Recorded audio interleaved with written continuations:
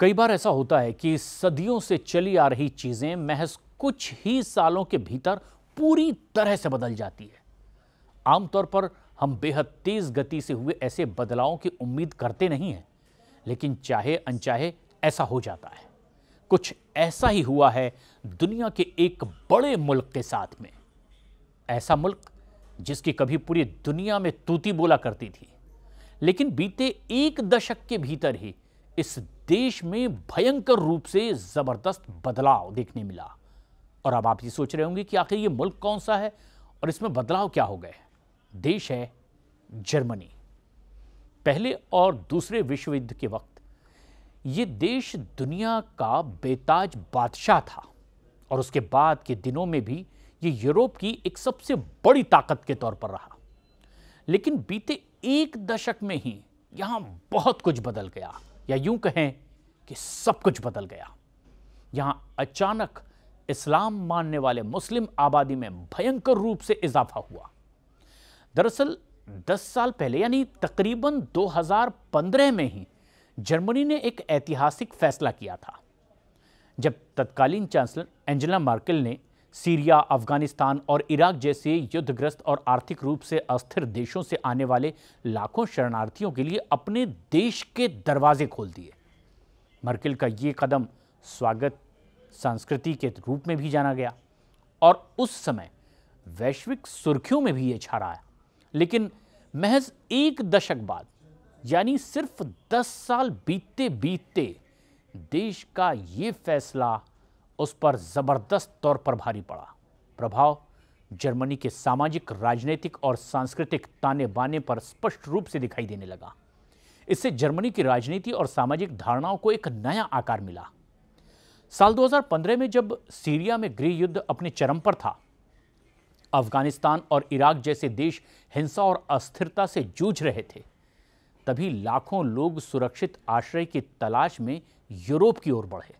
Europe में Germany एक ऐसा मुल्क है जो आर्थिक रूप से स्थिर, समृद्ध है और ये देश इन शरणार्थियों का प्रमुख गंतव्य बन गया। यहीं लोगों को शरण मिली। 2015 और 2016 में जर्मनी में 11,64,000 लोगों ने पहली बार शरण के लिए एप्लीकेशन की और इसमें से ज्यादातर सीरिया, अफगानिस्तान और इराक से थे। 2015 से 2024 तक यानी महज 9 सालों में कुल 26 लाख आवेदन आए और इस तरह जर्मनी यूरोपीय संघ में ऐसे आवेदन हासिल करने वाला टॉप देश बन गया। मर्केल ने यह निर्णय मानवीय आधार पर लिया, लेकिन एक्सपर्ट्स ये मानते हैं कि यह व्यवहारिक कदम था। सीएनएन से बातचीत में हेल्डरशाइम विश्वविद्यालय के प्रोफेसर हाने शमैन ने कहा कि मर्केल का मकसद था शरणार्थियों के लिए यूरोपियन सिस्टम को स्थिर करना, क्योंकि दूसरे यूरोपीय देश इस तरह के संकट से निपटने के लिए पूरी तरह तैयार भी नहीं थे। हालांकि इस फैसले ने जर्मनी के सामने ऐसी चुनौतियां पैदा कर दी कि जिसकी वो कल्पना भी नहीं कर सकता था। 2015 में जर्मनी के लोगों ने शरणार्थियों का स्वागत गर्मजोशी से किया। म्यूनिख में स्थानीय लोग शरणार्थियों को भोजन और पानी बांटने के लिए सड़कों पर उतर आए थे। अनस मोदमानी जैसे शरणार्थी, जो कि 17 साल की उम्र में सीरिया से भाग करके जर्मनी पहुंचे, इसे अपने जीवन का सबसे अच्छा पल बताते हैं। लेकिन यह स्वागत संस्कृति ज्यादा समय तक नहीं टिकी। 2016 के 9 वर्ष की पूर्व संध्या पर कोलोन में महिलाओं पर सामूहिक यौन हमले की घटना हुई और इसमें शरणार्थियों को दोषी ठहराया गया। उन्हें, जो जान बचाकर यहां शरण लेने आए थे, अब इस भयंकर अपराध का आरोप उन पर लगा और इस घटना ने मर्केल की नीतियों पर ही सीधे सवाल खड़े कर दिए और सामाजिक माहौल को इसने पूरी तरह से बदल कर रख दिया। और इस घटना ने दक्षिणपंथी दल अल्टरनेटिव फॉर जर्मनी को एक नया मंच भी दे दिया और उस वक्त तक इस दल को जर्मनी में वैसे बहुत ज्यादा पसंद नहीं किया जाता था।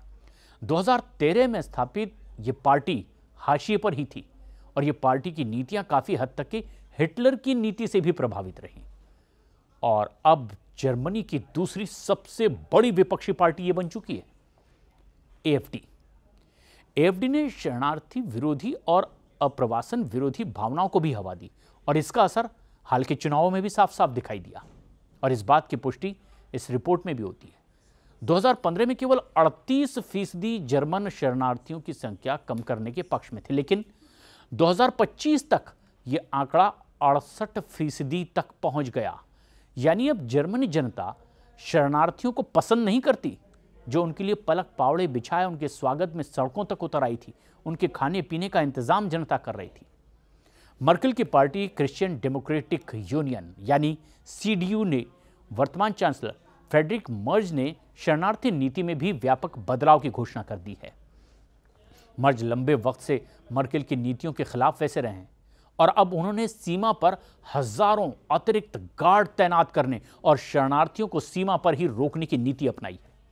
हालांकि बर्लिन की एक अदालत ने इस कदम को गैरकानूनी ठहराया है, लेकिन मर्ज ने स्वीकार किया कि जर्मनी 2015 के संकट से निपटने में नाकाम रहा और अब इसे ठीक करने की कोशिश की जा रही है।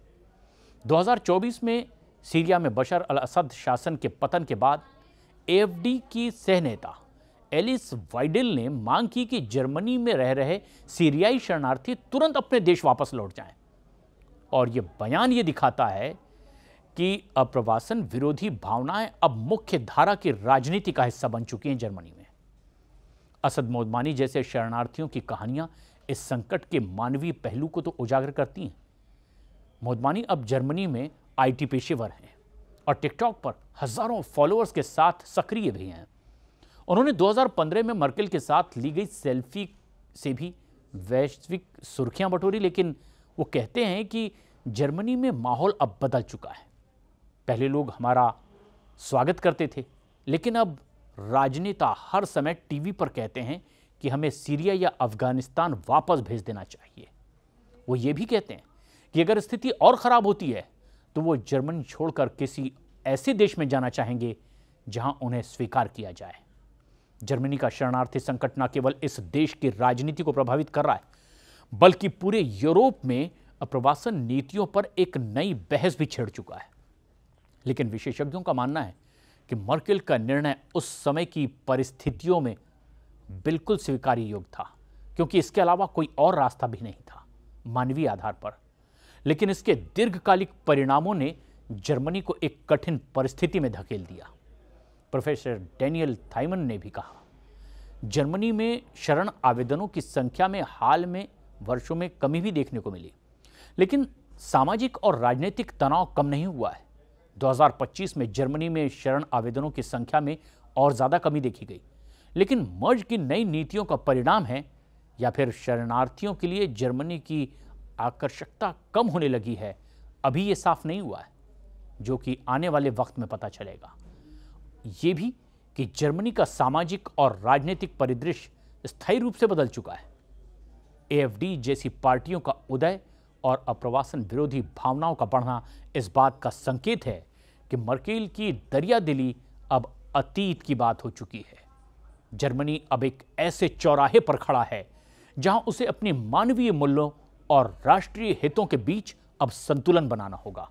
शरणार्थी संकट में न केवल जर्मनी की नीतियों को बदला है, बल्कि इसने देश की आत्म छवि और यूरोप में इसकी भूमिका का भी एक गहरा प्रभाव डाला है।